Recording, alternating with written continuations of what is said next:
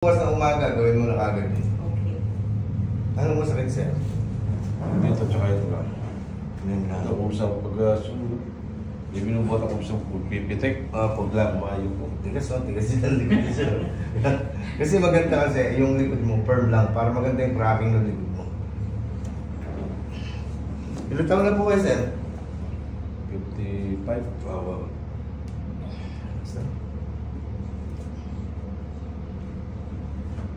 Oh, Sarap. Masarap talaga yung ganitong giginawa ka kagad. Okay. Yung pusa ko talagang ano yun. Kami mga chiropractor practitioner, baka magkaroon na kami ng ospital. Oh.